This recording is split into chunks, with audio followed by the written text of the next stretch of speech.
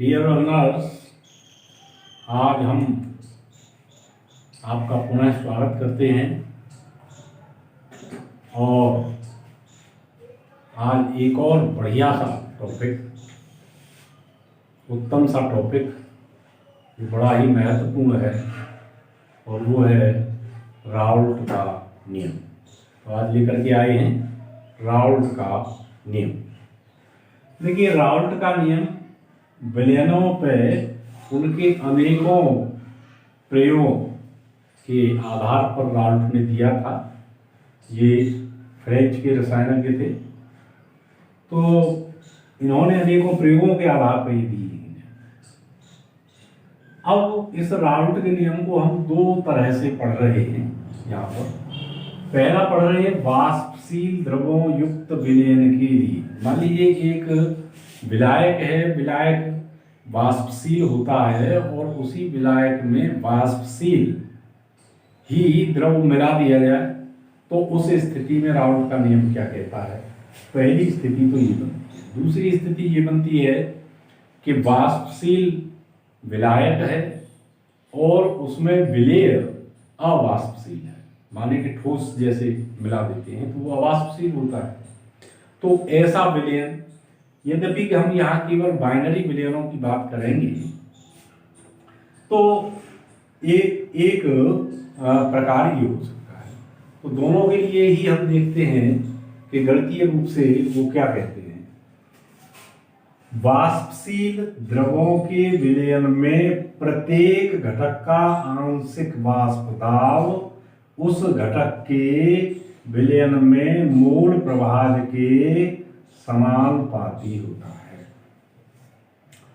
मान लीजिए एक हमारा ऐसा विलयन है जिसमें कि 1 2 3 4 5 6 घटक हैं, और मान लीजिए कि n तक घटक हैं या i तक घटक हैं।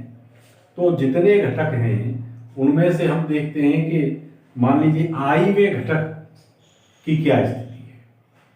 तो iवें घटक की जो स्थिति है वो हम देखते हैं प्रत्येक घटक का आंशिक वाष्प दाब।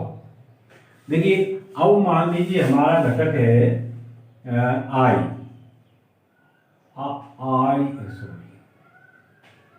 पहले तो आप मूल प्रभाज समझ लीजिए, है ना। मूल प्रभाज शब्द क्या है? मूल प्रभाज का मतलब होता है विलयन में उपस्थित कुल मोल, ठीक है, और किसी एक घटक के साथ अनुपात को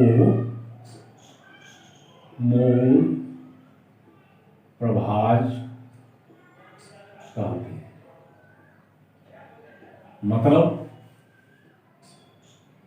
मतलब ये कि जैसे मान लीजिए कोई बाइनरी विलयन है, तो विलायक के मोल बराबर n, विलेय के मोल बराबर n छोटी n, विलयन के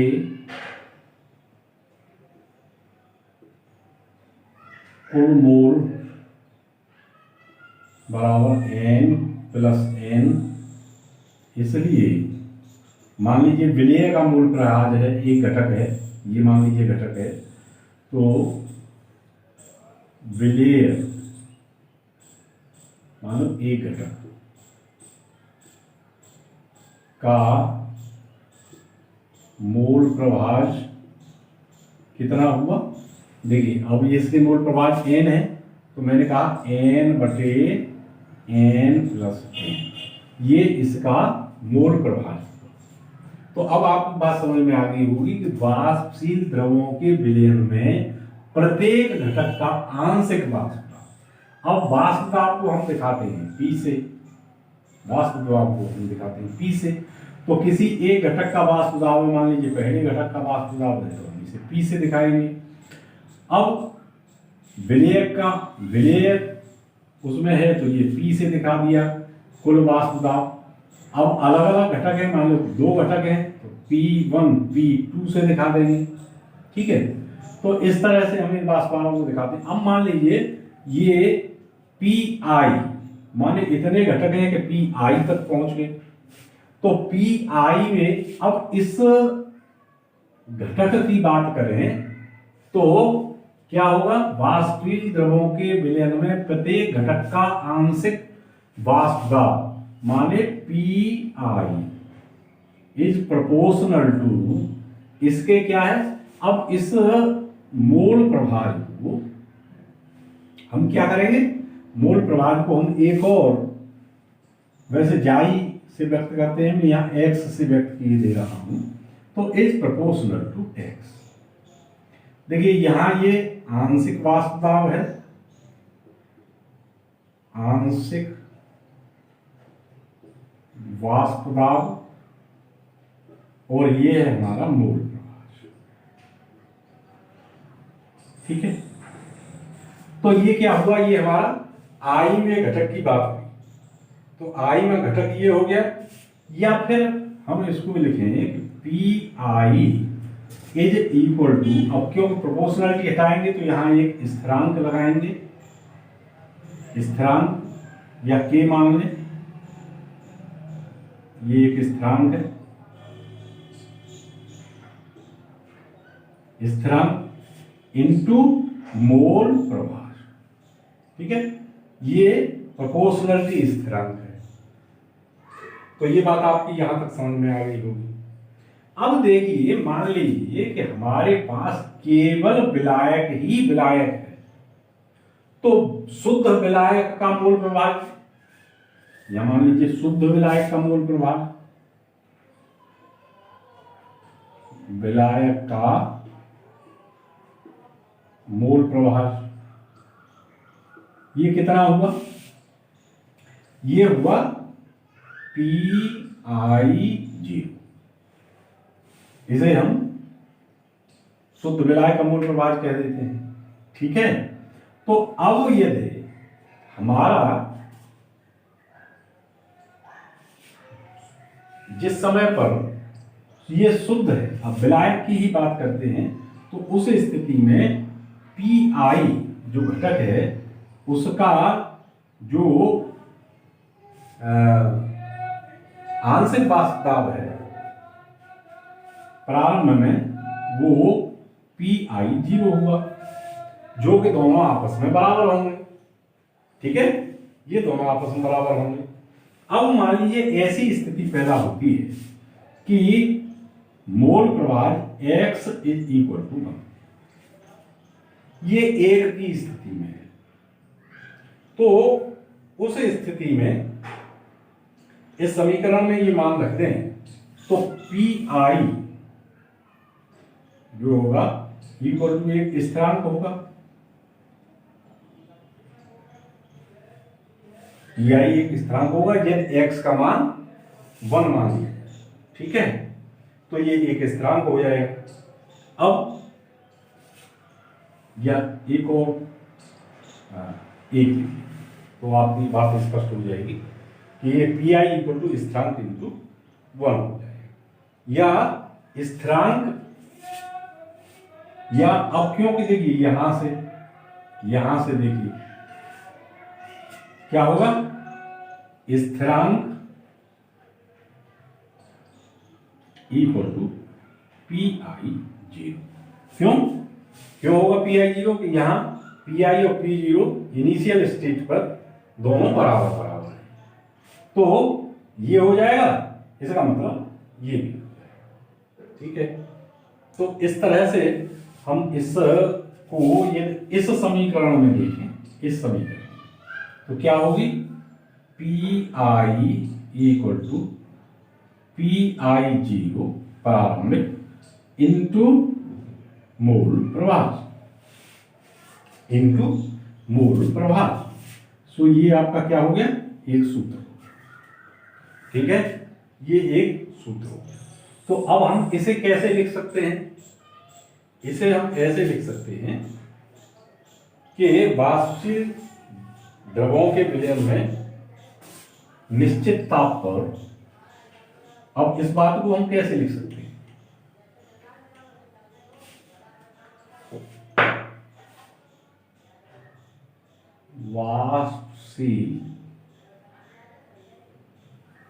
वाष्पशील द्रवों के एक विलयन में,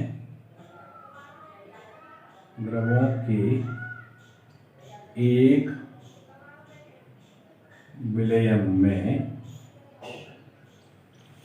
वाष्पशील द्रव है और उनके एक विलयन में निश्चित ताप पर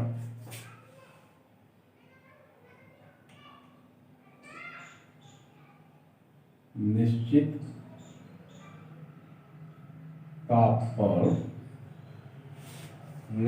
ताप पर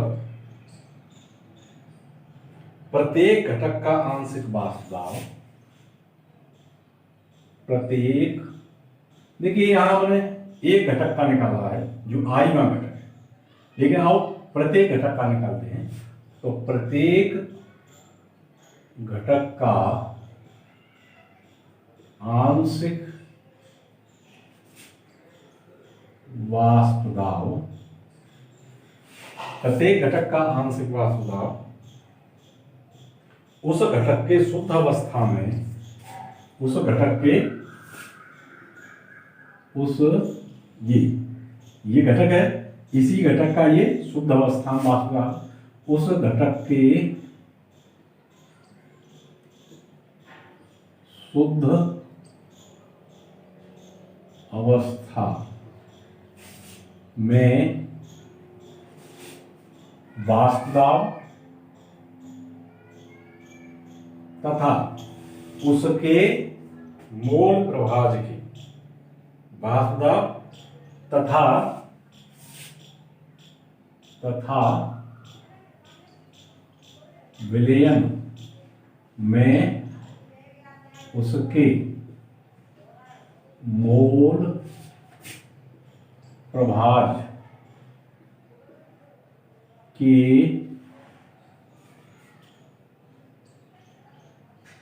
गुणनफल के बराबर होता है। ठीक है, देखिए ये उसका वाष्प दाब है, ये शुद्ध अवस्था में वाष्प दाब है, और ये उसका मोल प्रवाह है। मोल प्रवाह इस तरह से निकालते हैं। ठीक है, और आप चाहें तो इस वैल्यू को भी यहां रख सकते हैं। ठीक है, और ये क्या है? मोल है, और मोल की जगह पे आप उसके अणुभार का भी प्रयोग कर सकते हैं। मोल बराबर भी आप देख लीजिए, मोल बराबर क्या होता है? मोल बराबर ग्राम में मात्रा बटे अणुभार। ठीक है, या इसे हम W/M से भी व्यक्त करते हैं। तो अब इसको आप लिखना चाहें तो ऐसे भी लिख सकते हैं, PI माने आंशिक वाष्प दाब, आंशिक वाष्प दाब, आंशिक वाष्प दाब बराबर शुद्ध अवस्था में वाष्प दाब किसका? किसी एक घटक का, इंटू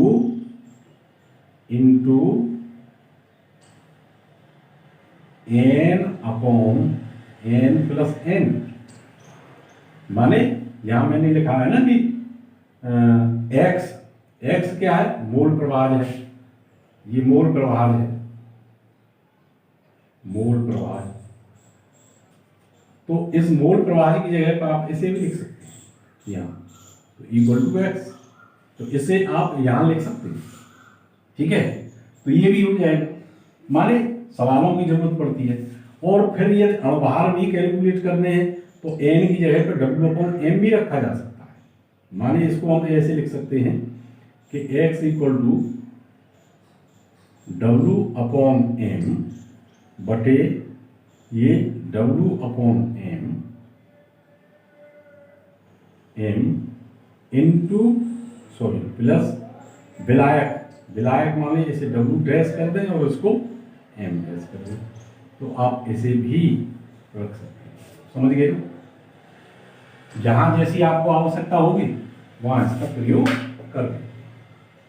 अब देखिए इसी बात को थोड़ा सा हम और आगे बढ़ा रहे हैं, इसी बात को हम थोड़ा सा और आगे बढ़ा रहे हैं कि मान लीजिए अब हमारे पास बाइनरी बिलियन है और उसमें दो घटक हैं। पहला घटक ए है, दूसरा घटक बी है। ठीक है, तो अब पहले घटक का वास्तुदाव पी ए और इक्वल टू कितना होगा, उसका प्रारंभिक अवस्था में वास्तुदाव इक्वल टू पी ए प्रारंभिक अवस्था में इंटू उसका मोल प्रवाह इंटू एक्स। तो ये एक बात हुई हमारी। अब पी बी के लिए हम देखें, P B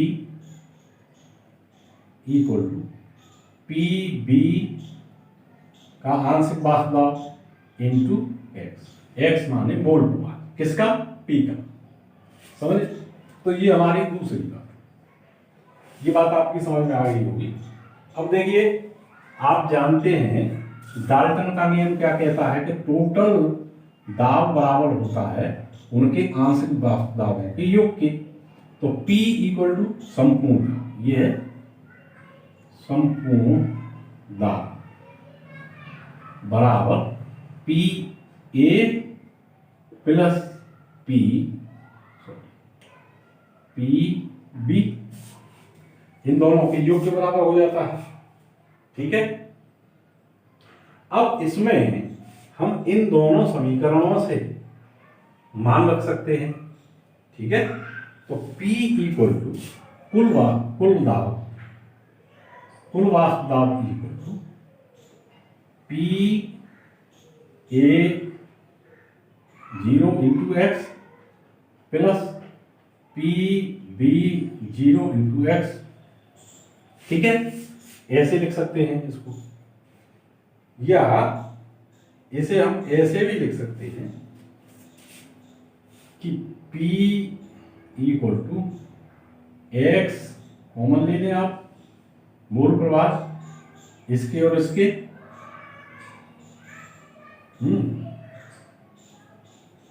into P A plus P B, इसे ऐसे भी कर सकते हैं। ठीक है ना, क्योंकि ये मूल प्रवाहों का गुणनफल है। अच्छा, इस बात को हम आंशिक वास्तुदाब को ऐसे भी लिख सकते हैं कि इसी बात हम ऐसे भी लिख सकते हैं कि P आंशिक वास्तुदाब, मान लीजिए आई मान घटक है, अब तक हमने आई के घटक की बात करी, तो P आई मान घटक है तो इक्वल टू उसका मूल प्रवाह इंटू उसका टोटल दाब। इस नियम के अनुसार हम इसे ऐसे भी लिख सकते हैं।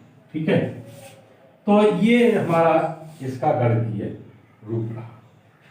अब देखिए इसमें हम एक वक्र के द्वारा इसको देखते हैं कि वक्र के द्वारा क्या स्थिति बनती है। ये ग्राफ खींचते हैं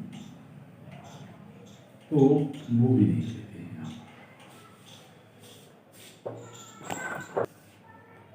हाँ, तो ये हमने एक ग्राफ प्लॉट किया है, वक्र है ये। अब देखिए इसमें हमने तीनों समीकरण, पहला समीकरण, दूसरा समीकरण और तीसरा समीकरण को निरूपित किया है।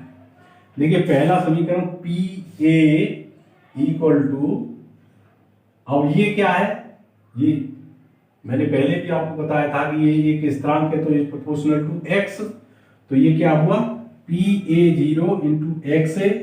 और इस तरह से ये हमारा पहला ग्राफ प्लॉट हुआ, यहां पर ये PA प्रारंभिक है, उस स्थिति में यहां पर ये XB 0 होगा और ये XB = 1, है ना।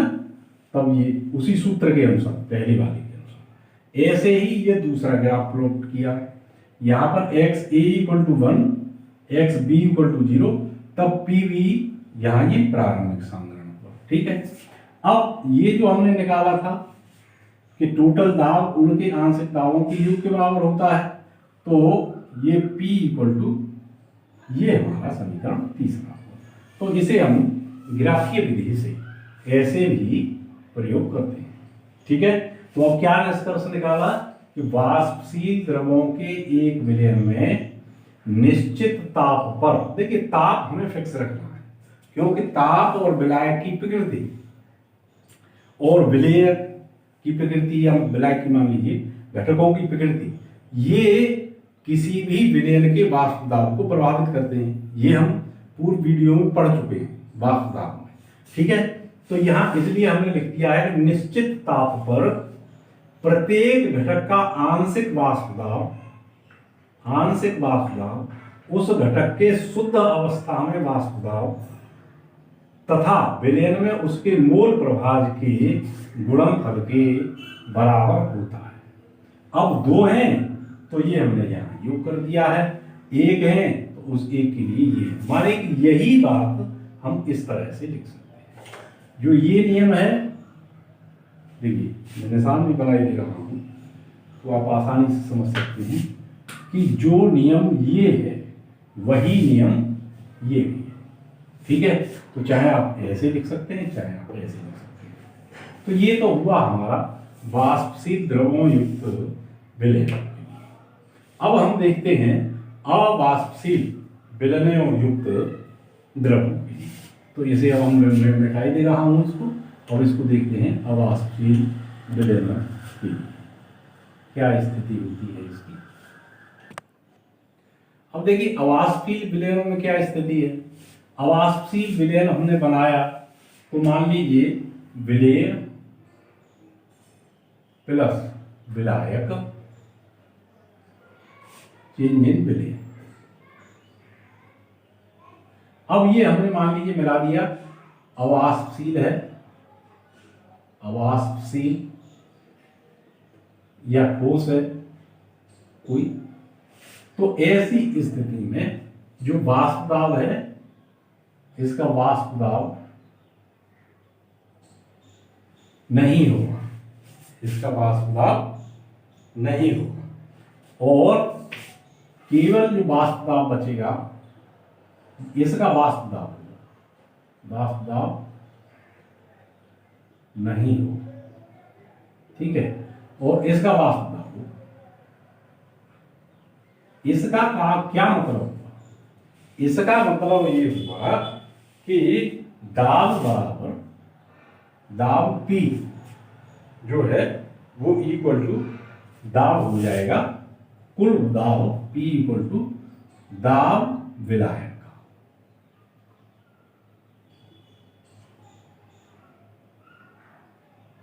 विलायक क्यों कि विलायक का ही वाष्प दाब इसमें लगेगा, विलयन का है ही नहीं।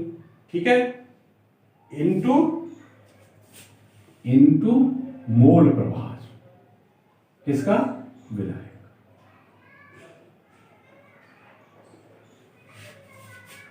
इनटू विलायक का मोल प्रभाज। समझ में आ गया?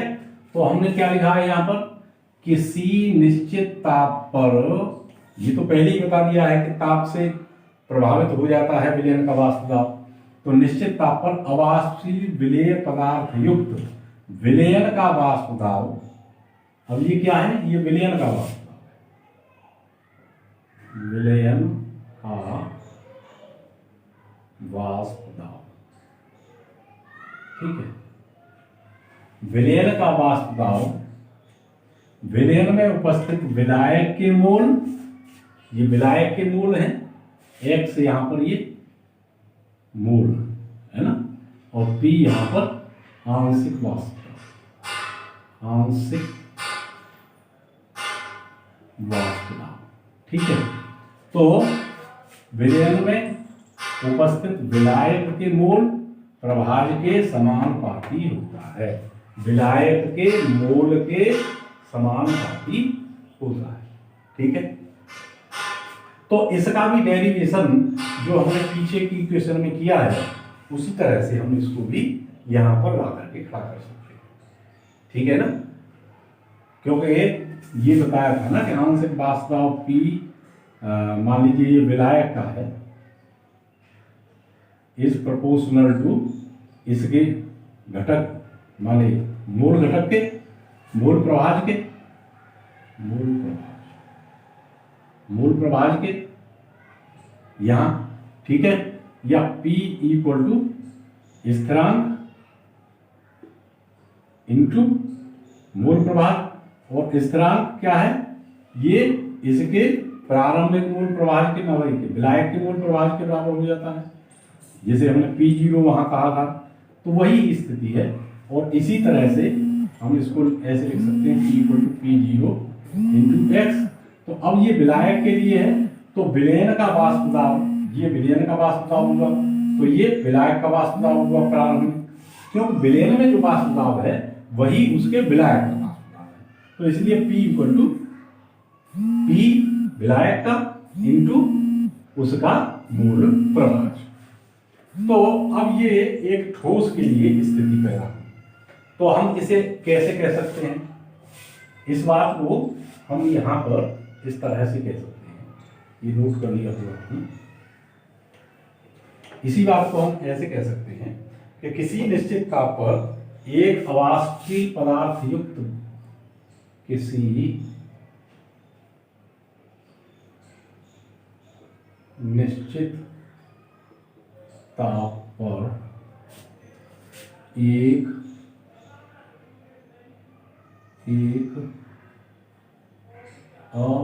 अवाष्पशील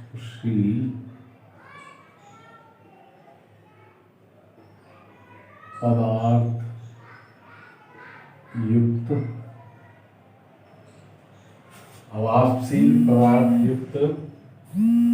विलयन का वाष्प दाब शुद्ध अवस्था में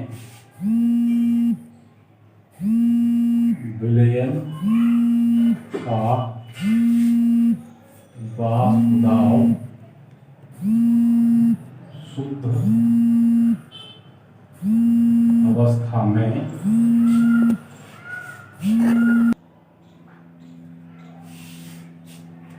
शुद्ध अवस्था में विलायक के वाष्प दाब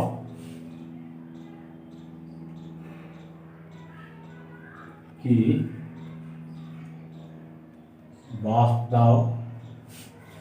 विलायक के वाष्प दाब तथा विलयन में इसके मूल प्रभाज तथा विलयन में इसके मूल प्रभाज। ठीक है, समझ में आ रहा है, विलयन में इसके मूल प्रभाज के गुणनफल के बराबर होता है, के गुणनफल के बराबर होता है। ठीक है, तो ये बात और ये बात दोनों एक ही हुई।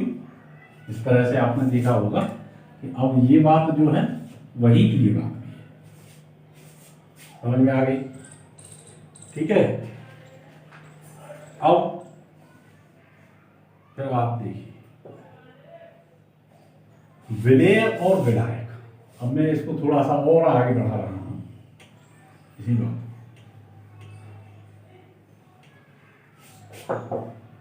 कि विलेय और विलायक के कुल मोल प्रभाज जो हैं वो एक होते हैं। विलेय का मोल प्रभाज प्लस विलायक का मोल प्रभाज बराबर एक।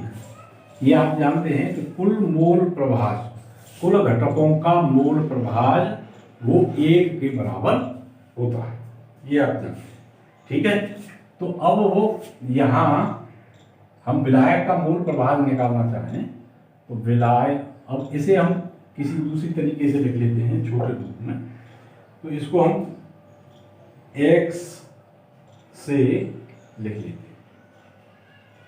इसे x1 मान लीजिए, इसे x1 मान लीजिए, इसे x2 मान लीजिए मूल प्रभाग, ठीक है। तो विलायक का मूल प्रभाग x2 इक्वल कितना होगा, 1 माइनस, ये इधर चला जाएगा 1 माइनस x1, इसके मूल प्रभाग के बराबर हो जाएगा, ठीक है। तो ये आपकी बात समझ में आ गई। अब इसका मान हम पहले वाली समीकरण में रख देते हैं कि विलायक का मूल प्रभाग, विलयन का मूल प्रभाग बराबर विलायक का मूल प्रभाग प्लस इंटू उसका विलायक का मूल प्रभाग माने x2 विलायक का मूल, इसकी जगह पर इसे रख देते हैं इस समीकरण से। तो P equal to P0 1 minus x1, x2 बराबर हमने ये निकाल लिया है 1 माइनस x1, ठीक है। तो अब इसे P0 को हम इधर ले आते हैं, P upon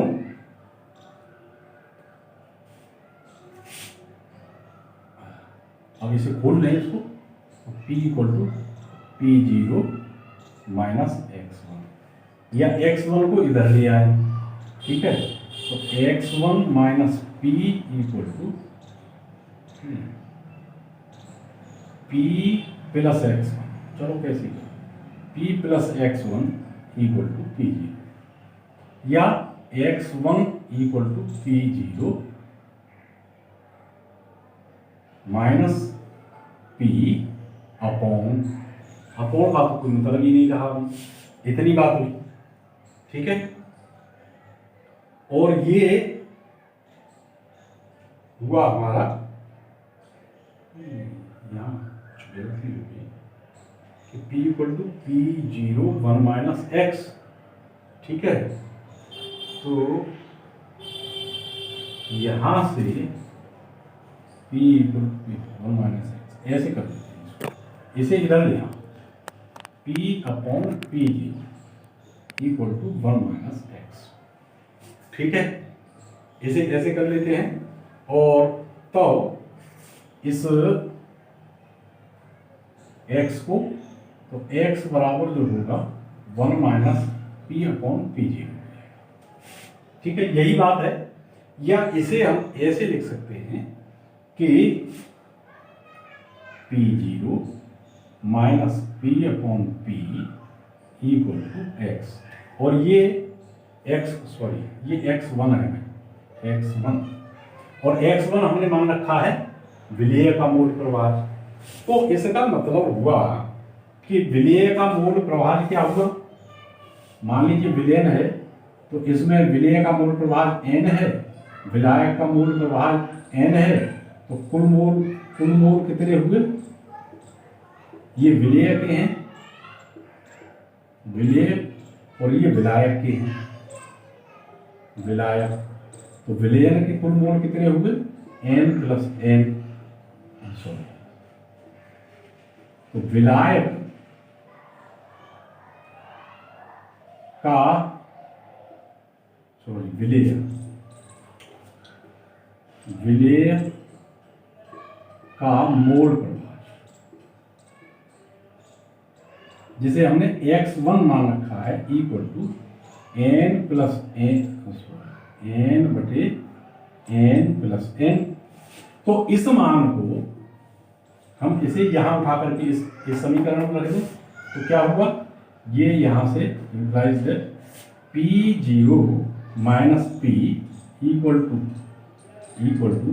n upon n plus n।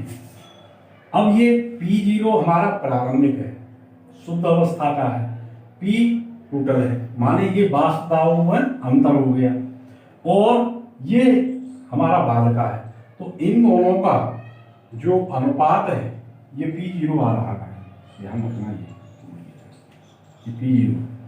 तो इन दोनों का जो अनुपात है इसे कहते हैं आपेक्षिक अवनमन। देखिए ये अवनमन हुआ क्योंकि ये शुद्ध अवस्था का है, वास्तव में ये पीछे से कम हो गया। कल हमने देखा था कि शुद्ध विलायक में यदि कोई अवाष्पशील विलय मिला दिया जाता है तो उसके वाष्प दाब में कमी आ जाती है। तो ये क्या हुआ, वाष्प दाब में कमी हो गई, वाष्प दाब का अवनमन हो गया, और ये हमारा प्रारंभिक वाष्प दाब है। तो इन दोनों का जो अनुपात है इसको हम कहते हैं आपेक्षिक अवनमन। आपेक्षिक अवनमन, ठीक है।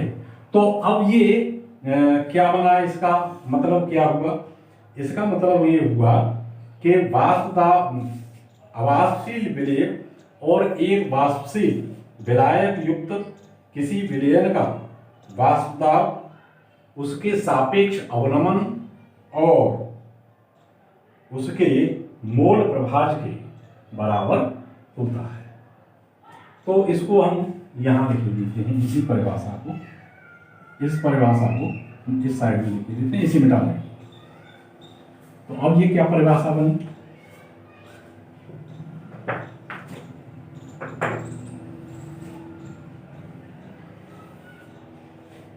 किसी अवाष्पशील विलय तथा एक अवाष्पशील विलायक युक्त अवाष्पशील विलय तथा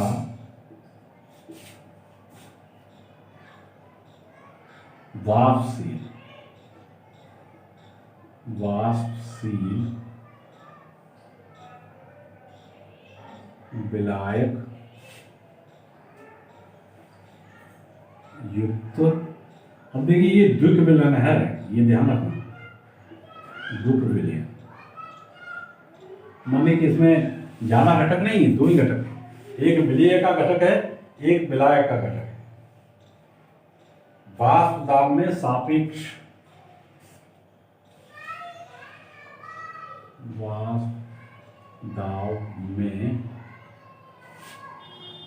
आपेक्षिक, ठीक है, अवनमन, ये समझ में आ गया होगा, ये आपेक्षिक अवनमन है। आपेक्षिक अवनमन उसके मोल प्रभाज के बराबर होता है, ठीक है। तो आप इस नियम को ऐसे भी लिख सकते हैं, आप इसको ऐसे भी लिख सकते हैं। ये बड़ी सरल परिभाषा है, यहाँ से ये परिभाषा हमने इसमें दे दी है, ठीक है। कहाँ से दी है? यहाँ से, और ये हमने यहाँ पर दी है। और आप इससे न्यूमेरिकल भी हल कर सकते हैं। ये आप समझ लीजिए, ये हमारा शुद्ध अवस्था का वाष्प दाब है, ये विलयन में वाष्प दाब है विलायक का। ये आप पहले भी बता चुका हूं कि इसकी जगह पर मोल है ये, तो इसको W/M भी लिख सकते हैं, मान लीजिए कि ग्राम में द्रव्यमान बटे अणुभार, तो उस तरह से लिख करके हम अपने सवालों को भी हल कर सकते हैं। फिर कभी समय मिला तो इसका विस्तृत सवालों की बात किसी नेक्स्ट वीडियो में करेंगे। तब तक के लिए आपका धन्यवाद।